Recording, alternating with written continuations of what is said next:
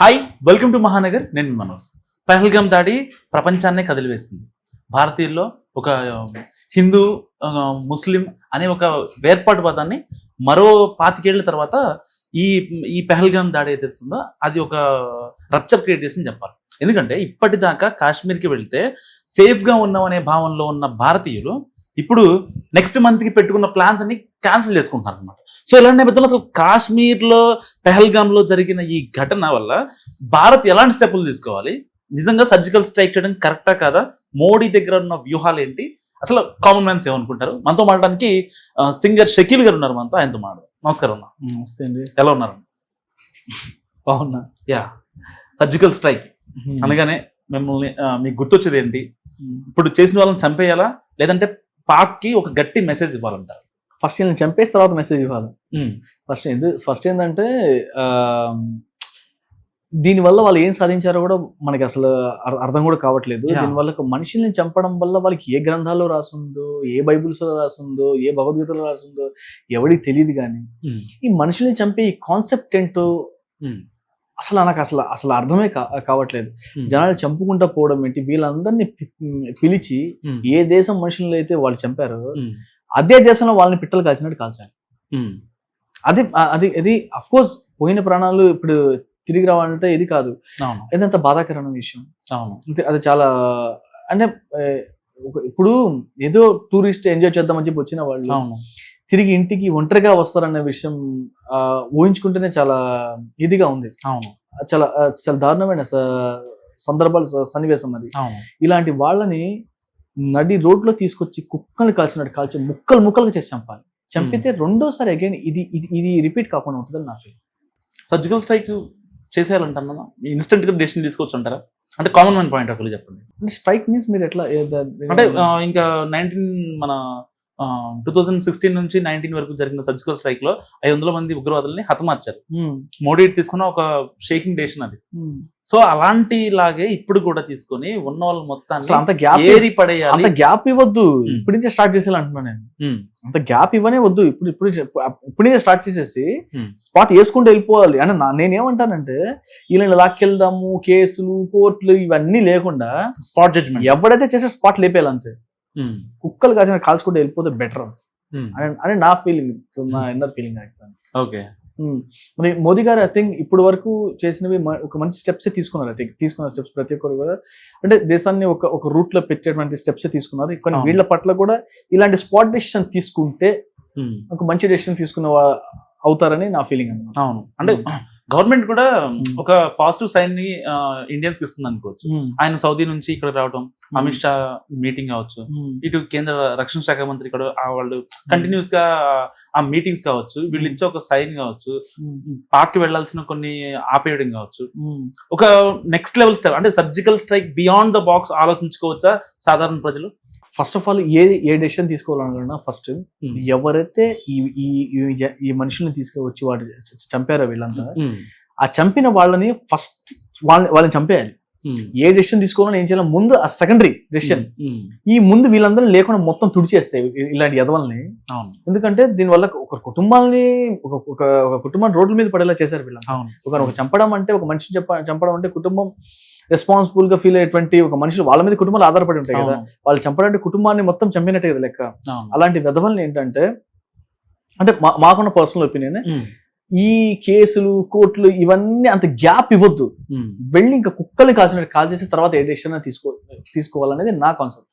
ఇక్కడ హిందూయిజం అనే ఒక కొత్త దాన్ని మళ్ళీ తెరపై తెస్తున్నాను. ఎందుకంటే 25 ఏళ్ల క్రితం 2001లో జరిగిన మారణకాండ తర్వాత ఇప్పుడు మళ్ళీ 2025లో జరిగింది దాదాపు 25 ఏళ్ళు. అప్పుడు 35 మంది చనిపోతే ఇప్పుడు 28 మంది చనిపోయారు. సో అక్కడ మీరు హిందువా? అప్పుడు సిక్కుల్ని ఎక్కువ మంది కాల్చారు, ఇప్పుడు హిందువుల్ని కాల్చారు. సో అంటే ఏంటి అంటే అంటే భారతదేశం ఒక అభివృద్ధి చెందుతున్న దేశం కాబట్టి ఇప్పుడు ప్రపంచ దేశాలకు ఒక నెగిటివ్ సైన్ ఇస్తే ఇంకా భారతదేశం ఆర్థికంగా కుప్పగూలిపోద్ది అనే ఒక సైన్ ని జనాలు పంపించుకోవడం అంటొచ్చా? ఇప్పుడు లైక్ వాళ్ళు హిందువుల్ని చంపారా, సిక్కుల్ని చంపారా, ముస్లిం చంపారా, ఇది కాదు. ఒక మనిషిని చంపడం అనేది చాలా ఇది. ఫస్ట్ ఆఫ్ ఆల్ స్పెషల్లీగా నువ్వు ఈ క్యాస్ట్ అని చంపేస్తాం, ఆ క్యాస్ట్ అని చంపేస్తాం, అది ఇంకా నేరం. అవును, ఈ నేరం కంటే అది ఇంకా నేరం.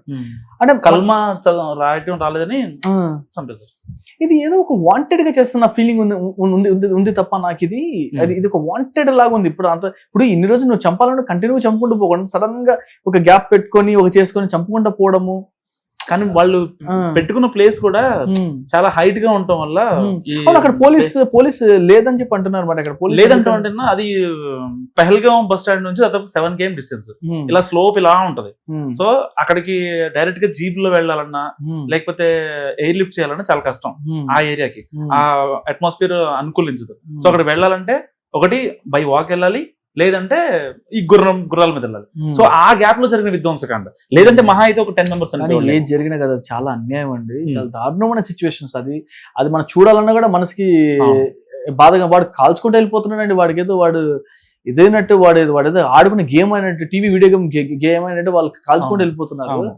కానీ అలాగే వీళ్ళు ఒక్కడు పోతే పోయాడని చెప్పి ఒక గన్ తీసుకుని వీళ్ళని కాల్చేస్తే అయిపోయింది. నేను పోతే పోయానని చెప్పి తీసుకొని తిరిగి వీళ్ళని కాల్ చేస్తే బెటర్. ఇలాంటి వాళ్ళని గవర్నమెంట్ ఏంటంటే ఈజీగా వదిలేయకుండా తీసుకొచ్చి లైక్ అందరి సమక్షంలో చూస్తున్నా కాల్ చంపాలండి. నా ఇది ఒకవేళ మళ్ళీ హిందూ ముస్లిమ్స్ గొడవలు రావద్దు, లేకపోతే అంటే వాళ్ళ పాయింట్ ఆఫ్ ప్రకారం రావాలనే చేస్తున్నారు కొన్ని. రావద్దు అనడానికి అంటే మీరు ఇచ్చే ఒక మెసేజ్ ఏంటి జనాలకి? అంటే అది ఒక దగ్గర జరిగిందని చెప్పి ఇప్పుడు ఇండియాలో హిందూ ముస్లిమ్స్ అందరు కలిసి ఉంటారు, చాలా లవ్లీగా ఉంటారు. వాళ్ళు ఉన్నంత ప్రేమగా ఇంకెవరు ఉండరు. ఇప్పుడు లవ్లీగా ఇప్పుడు మామూలుగా ఇళ్ల పక్కన హ్యాపీగా ఉండే వాళ్ళు, ఊర్లలో ఉండే వాళ్ళందరూ సుఖంగానే ఉన్నారు. ఎవరు ఇప్పుడు ఈ ధర్మం ఆ ధర్మం ఎవరి ధర్మాల్లో వాళ్ళు హ్యాపీగా ఉన్నారు. స్పెషల్లీ పొలిటికల్స్ వచ్చి దాన్ని హైలైట్ చేసుకొని వాళ్ళు ఎక్కడో జరిగిన గొడవ తీసుకొచ్చి ఇక్కడ రుద్దడం అనేది రాంగ్. ఫస్ట్ ఆ టాపిక్ ఇక్కడ దీన్ని డిస్కస్ చేసి హిందూ ముస్లిం అని కూడా అలాంటి ఎదవల్ని చేసిన వాడిని స్పాట్ వాడు ఎవరైనా సరే వాడిని చంపేయాలి ఫస్ట్. అలాంటి దానికి ఎవరు ఇప్పుడు వాడు చంపింది ముస్లిం కదా అని చెప్పి మనకి ఇప్పుడు హైదరాబాద్ లో ఉండే ముస్లిమ్స్ కానీ వాళ్ళు సపోర్ట్ చేస్తారా? చేయరు కదా. చెప్పారు మనిషిని చంపాడు, అది పాపం. అది చంపాం కూడా వాడిని చంపేయాలి. అంటే నేనేమంటానంటే చేసిన తప్పదు ఎవడైనా సరే. హైదరాబాద్ ముస్లింలు కూడా వాళ్ళు నల్ల బ్యాడ్జీ ధరించుకొని ఇవాళ ప్రార్థనలకు వెళ్తున్నట్టున్నారు. వాళ్ళ ఇండియన్స్ కదండి చనిపోయింది. ఇప్పుడు భారతీయులు చనిపోయినప్పుడు భారతీయుడు అంటేనే అన్నదమ్ములు అంతే. ఇంకా ఎవరికైనా సరే భారతదేశంలో బతికే ప్రతి ఒక్క మనిషికి అంటే ఇక్కడ పాయింట్ ఉంది. ఎక్కడో వాళ్ళు వచ్చి పాకిస్తాన్ నుంచి వచ్చి వీళ్ళు AK-47 గురించి చంపేస్తే హైదరాబాద్ లో ముస్లింలకి హిందువులకి కొంచెం గ్యాప్ వచ్చే సందర్భాలు కొన్ని ఉన్నాయి. అది అన్మెచ్యూరిటీ, మనుషుల్లో ఉండే అన్మెచ్యూరిటీ అనమాట. ఎవడో చేసిన తప్పుకి మీరిద్దరు కలిసి ఎలా ఉంటున్నారు? ఇప్పుడు మీరిద్దరు కలిసి ఎలా ఉన్నప్పుడు హిందూ ముస్లిం మీరు హ్యాపీ కలిసి ఫ్రెండ్షిప్ గా ఉంటున్నారు కదా, మనశ్శాంతిగా ఉన్నారు, హ్యాపీగా ఉంటున్నారు కదా, ఫ్రెండ్ లవ్లీ. వాడెవడో చేసిన తప్పుకు మీ మీద రిఫ్లెక్ట్ అవడం అదే రాజకీయాలకి క్యాష్ అవుతుంది. అది మన ఏంటంటే జరిగిన తప్పు గురించి మనం ఖండించాలి తప్ప ఎవడో చేశాడని చెప్పి మీరు కొట్టుకొని ఇంకో తప్పు చేయకూడదు. అవును, అంతే కదా. ఇప్పుడు అది రకంగా హిందువులకి ముస్లింలకి ఆ తారతమ్యం లేదు. అసలు ఒకప్పుడు హిందువులు ముస్లిం పెళ్లి చేసుకోవాలంటే ఒక రకంగా ఏదో అమ్మో వాళ్ళు ఇలా అట్లా ఉంది. కానీ ఇప్పుడు ముస్లింలు హిందువులు చేసుకుంటారు, హిందువులు ముస్లిం చేసుకుంటారు, ప్రేమించి పెళ్లి చేసుకుంటారు. ఇలాంటివి చాలా జరుగుతుంది. అది అయిపోయిందండి. జనరేషన్ మొత్తం కంప్లీట్ గా మారిపోయింది. కులం మతం అనేది అసలు లేదు. అది పోతుందని చెప్పి జనాలు హైలైట్ చేసుకుంటూ పోతున్నారు ఇప్పుడు. అది అంటే ఇప్పుడు హిందూ ముస్లిమ్స్ మ్యారేజ్ చేసుకుంటున్నారు, ముస్లిమ్స్ క్రిస్టియన్స్ చేసుకుంటున్నారు, క్రిస్టియన్స్ హిందూస్ చేసుకుంటున్నారు. అసలు కులం మతం అనే ఫీలింగ్ ప్రజలకి లేదండి. అసలు అది లేదు. ఈ రాజకీయంగా వీళ్ళకి ఒక ఓట్ బ్యాంకింగ్ కావాలి కాబట్టి దానికి సపరేట్ గా దీన్ని హైలైట్ చేసుకుంటూ వస్తున్నారు. ఈ విషయాలు హైలైట్ చేసుకుంటూ వెళ్ళిపోతున్నారు తప్ప ఎక్కడుందండి అసలు? మీకుందా? మీకు తెలిసిందా? మీకు ప్లేసెస్ లో మీకు ఏమైనా ఐడియా ఉందా? మాకు తెలిసి ఎక్కడ జరగట్లేదు. ఎక్కడో జరిగిన విషయాన్ని హైలైట్ చేసుకుంటూ తీసుకొచ్చి ఇక్కడ హిందూ ముస్లిం, అది పాపం అన్మెచ్యూరిటీ, ఎడ్యుకేషన్ లేని వాళ్ళు మాత్రమే కొట్టుకొని చచ్చిపోతారు. పాపం మెచ్యూరిటీ ఉన్న వాళ్ళు, చదువుకున్న వాళ్ళు, ఒక ఉద్యోగాలు చేసుకున్నటువంటి పొజిషన్ లో ఉన్న వాళ్ళు, వాళ్ళకి ఏది రైట్ ఏది రాంగ్ అనే ఆలోచన వాళ్ళకు ఉంది. ఎవరు అంత అన్మెచ్యూరిటీగా లేరు ఈ రోజుల్లో. ఒకప్పుడు ఇవాళ జరిగిన గొడవ ఒకప్పుడు ఒక 15 ఏళ్ల క్రితం 10 ఏళ్ల క్రితం కనుక ఇవాళ జరిగిన పాపం మారణకాండ ఇదేదో జరిగిందో అది జరుగుంటే ఈ పాటకి లాస్ట్ టైం ఒకప్పుడు హైదరాబాద్ కొట్టుకొని జనాలు చచ్చిపోయారు, అవును, వాస్తవం వాస్తవం. చచ్చిపోయి, ఎందుకంటే అప్పుడు మెచ్యూరిటీ లేదు. అవును, ఇప్పుడు మెచ్యూరిటీ అది ఎక్కడో జరిగింది కదా, అది మనకి సంబంధం ఏంటి? లైక్ మన దేశం వాళ్ళు చచ్చిపోయాడు, ఆ యదవల్ని చంపాలి కానీ Hmm. మనం కొట్టుకుంటే లాభం ఏంటి అవును, అన్న స్థితిలో వచ్చారు. అవును, అంతే కదా. కొంచెం మాట్లాడు పర్లేదు. ఇప్పుడు నా ఫ్రెండ్ ఉన్నాడండి, సపోజ్ నేను హిందూ అనుకోండి, నా ఫ్రెండ్ ముస్లిం అనుకోండి. Hmm. ఇప్పుడు ముస్లింని కొడుతుంటే హిందూ ఎందుకు ఊరుకుంటాడు ఫ్రెండ్గా? నా ఫ్రెండ్ కొడతావా అని చెప్పి అంటారు తప్ప నువ్వు ఈ క్యాస్ట్ ఆ క్యాస్ట్ అని అనుకోరు కదా. అవును. అలాంటి స్థితిలో మనం లేవు. ఇండియా చాలా ముందుకు వెళ్ళిపోయింది, చాలా అడ్వాన్స్ గా ఉంది ఇండియా. Hmm. కొంచెం ఈ పొలిటికల్ ఉచ్చు కోసం మనుషుల్ని వెనక్కి లాక్కుండా ఉంటే చాలు అని చెప్పి అంటున్నా. అవును, ఇండియా చాలా ముందుకు వెళ్ళిపోయింది, చాలా అడ్వాన్స్ గా ఉంది. దీన్ని మళ్ళీ ఈ క్యాస్ట్ ఈ రిలీజన్ ఈ క్యాస్ట్ ఇవి హైలైట్, ఈ ధర్మాల అధర్మాలని హైలైట్ చేసుకొని సర్వనాశం చేయొద్దు మళ్ళీ ఇండియాని అంటున్నాను. Thank you so much Shakeel అన్న. సో విన్నారు కదా షకీల్ అన్న మాటలు, చాలా కుల్లం మాట్లాడి నిజం చెప్పాలంటే.